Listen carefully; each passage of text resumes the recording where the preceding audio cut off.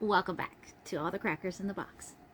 Hi, it's me, your friend Corey again, hanging out with my little sparkly hexy cardigan.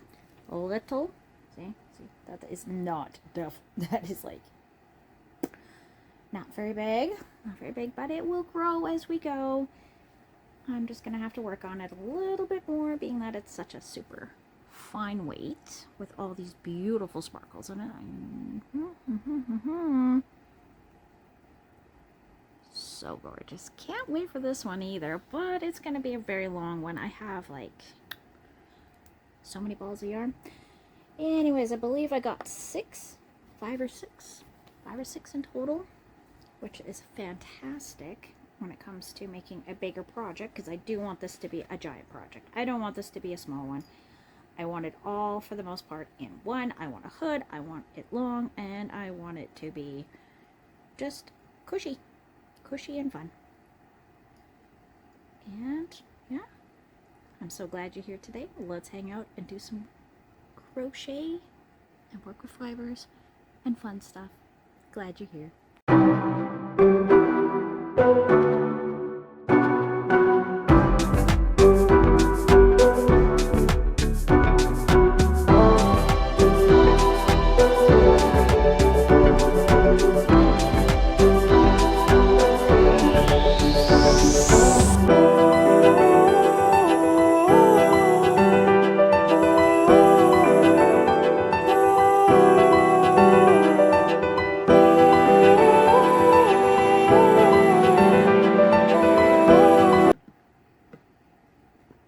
Sorry, sip of my green tea.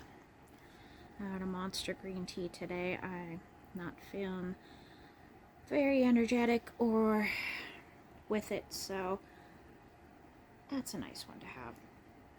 Sugar-free iced tea, green tea in fact, and yeah, I really enjoy those, and they usually are the rehab ones. Apparently those ones are made for people who are surviving a day after imbibing in too many alcoholic drinks the night before.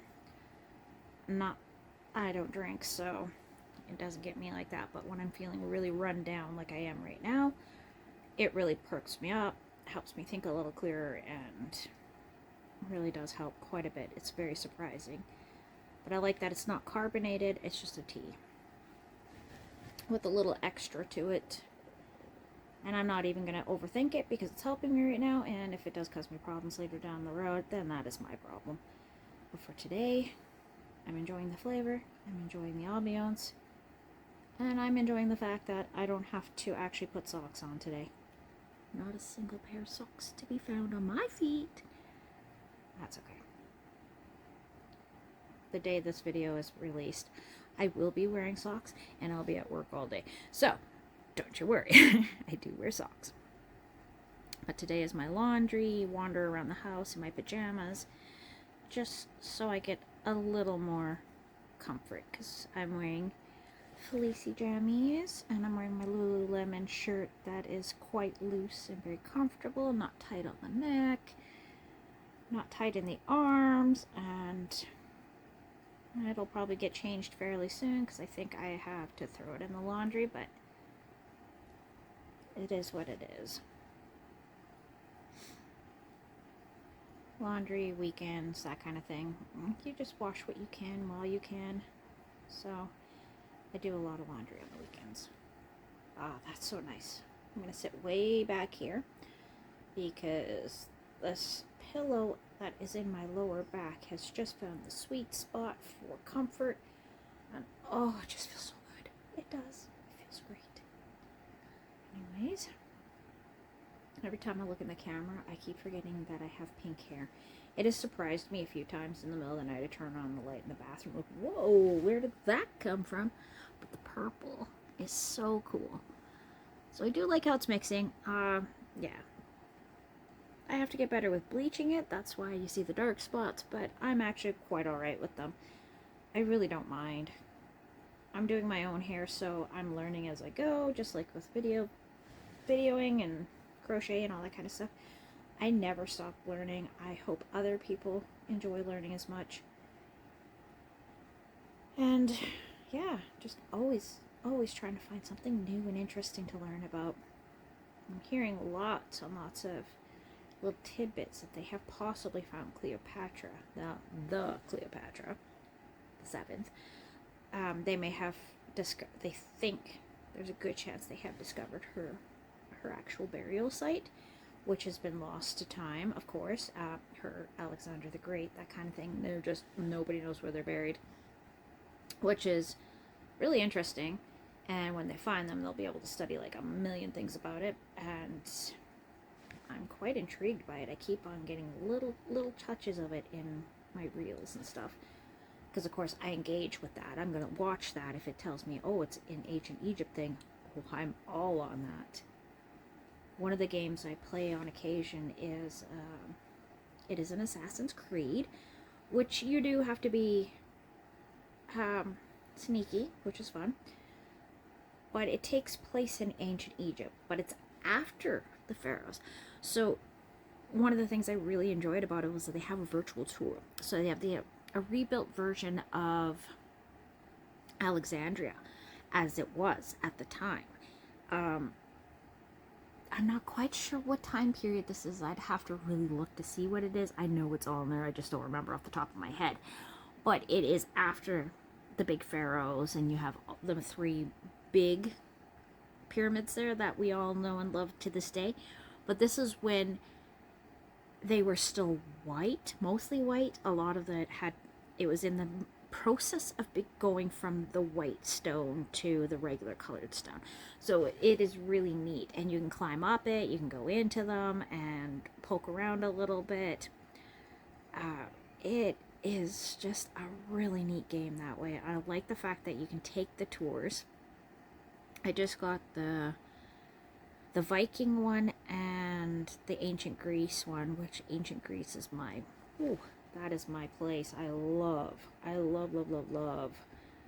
all the myths and mythology and that kind of stuff that came from ancient Greece, of course, because it's still quite relevant today, being that a lot of architecture and whatnot really plays up on a lot of their themes.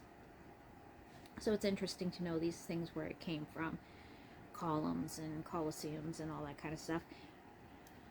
However, that one too has a museum tour, so you don't have to actually play the game. You can just wander around, which I do once in a while, and learn new things and find they show all these details about real sites that exist, and they show you pictures, talk about all the different statues and where they are and what kind of shape they're in. And I'm absolutely in love with that aspect of those games. It is really cool that they added that, because I just love, like, it's so immersive. You can walk around and talk to people on the street, and they'll tell you little tidbits about the life in that time. I don't want to live in that time, but I like hearing about it, so there's that. I do like my modern technologies. I am a bit spoiled. Aren't we all, though? Anyway, I quite like that. So I haven't tried the Viking one yet, and I'm sure they're going to have the same thing in there. So that is super, super fun. And I don't know about the newest one that takes place in Japan, but I know that one's going to be super fascinating if they have that in there, because there's lots of interesting little tidbits that they can talk about and showcase and really like get you to know more. So that is one thing I definitely approve about those games. You can turn down the degree of the violence, like they go, and when I play it, because my kids are around quite often, I made sure to turn off the blood and gore and stuff like that, so it's not so much. They still fight. They still like fight with knives and stuff like that, but you don't see like blood splattering and stabbing. Like, it's not that intense, but it is not something I really like my kids to really see too much. So when I do play it when they're around, I play it more on the thief end of things, where I'm just kind of sneaking around and spying and stuff. So it is an interesting game, but I do like the fact that it has so much history and that they did such an amazing job with that. They really, really made an effort to make it actually fit in to being a learning tool, which I absolutely adore. So that is definitely a game I would say if you're into that kind of thing, it'd be great for that. Not necessarily into the violence. However, the violence does carry the story and is part of the whole lifestyle of that time period. So it does fit to some degree. There is quite a few things that are kind of fantastical, like make it a little different, but that's okay. That's okay. I'll take it. I'll take it. It is a step towards some education. Education, sorry. It's a joke word between my husband and I. Anyways, yeah, I do highly recommend those ones, especially for that kind of thing. If you're into anything to do with history, they definitely really research and do the best job of having you feel what it felt like, as far as we could tell with the information we have, what it would feel like to be in that world and live in it and travel through it, but still has a little bit of a modern edge to it, because of course in the Assassin's Creed the main thing is that you are in a person, you're in the future, you're in a pod, and you're living someone else's life in the past based on things you have found in the history. So you're seeing their life through their eyes is basically what it comes down to. Not that we have that kind of technology, but they do in the game. So that should just help clear that up a little. Probably not, but that's okay. I'm off on a game rant. Hopefully you're following it and can understand why I would find that to be so interesting.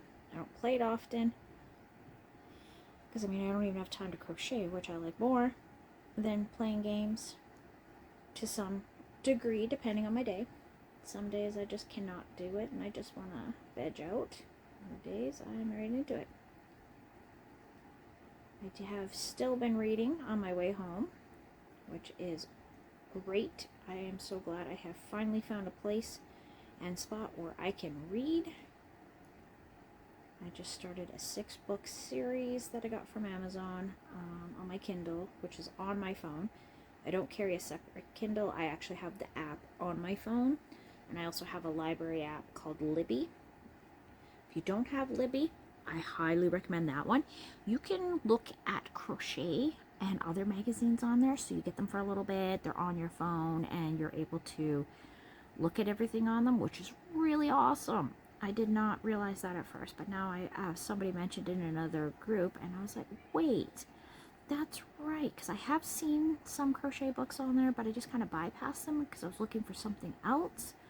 They have audiobooks, ebooks, and don't get me wrong, I do love my real books. I have quite a few, but I don't always want to take them with me when I go places because I'm always worried they're going to get,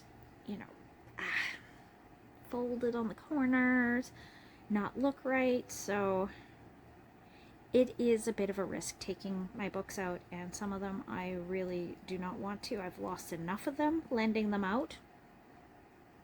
Yeah, I don't do that anymore.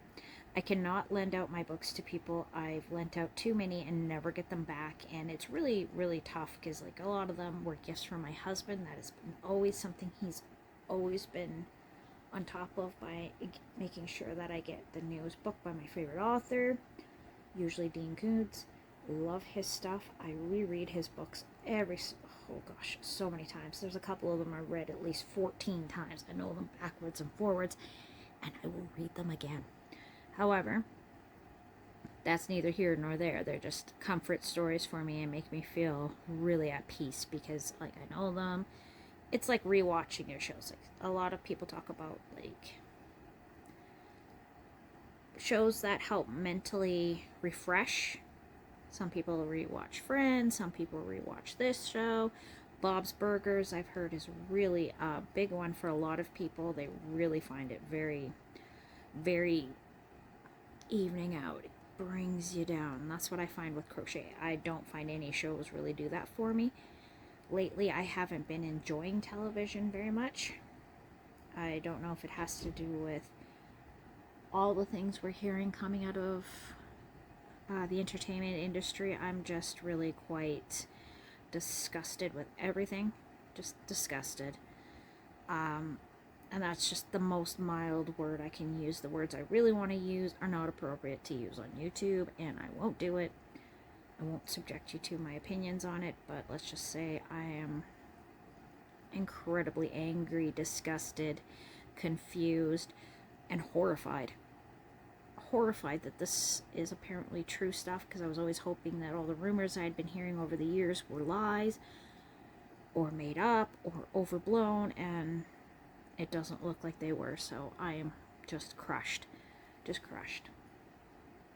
That any person would involve themselves in these kind of situations at all. Not okay. Anyways, we're not going to go there, because that is just opening up a can of worms that I don't think I really want to get into, because, yeah. We'll just put it on record that this is just the way things have been going are not okay. These people doing these awful things that are supposedly what's happened are absolutely horrific and have no place in this world. And I don't want to be reminded of any of it. And I find almost anything that you'll see somebody that has been mentioned in these things, and I just don't want to see their faces. I don't want to hear their voices. I don't want anything to do with it right now. I'm just trying to process the information coming out, and I don't like it. So I haven't been watching TV, haven't been watching movies. I just haven't had anything jump out being something that I even want to see. Not at all. Nothing. Not a thing. So I've gone back to reading. I'm still a YouTube fan. I love YouTube videos. I love all the different things that people are putting out there. Just regular, ordinary people just saying their piece, sharing their thoughts, sharing their art, sharing their souls. That I'm into. But the other stuff, I just don't think I have the time right now. I'm just feeling really overwhelmed. And the news is horrible. Every time you turn it on, it's something worse and worse and worse. And I think that's part of my exhaustion, is just bombardment of every time I open up anything, it's full of just horrible things. And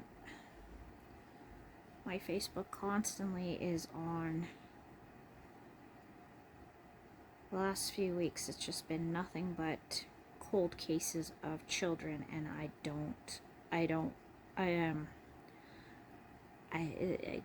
it gets to me. It really does. It really gets to me. And I mean, I shouldn't look, but I do. And then it sticks in my head, and it just haunts me.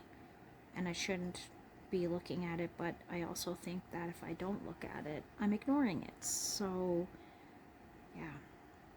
It's just not my favorite thing, but it's definitely exhausting. It is hard to put into words, as I'm sure there are so many people that are in just such a state of, what do we do now? How do we go forward? How do we fix this? How do we?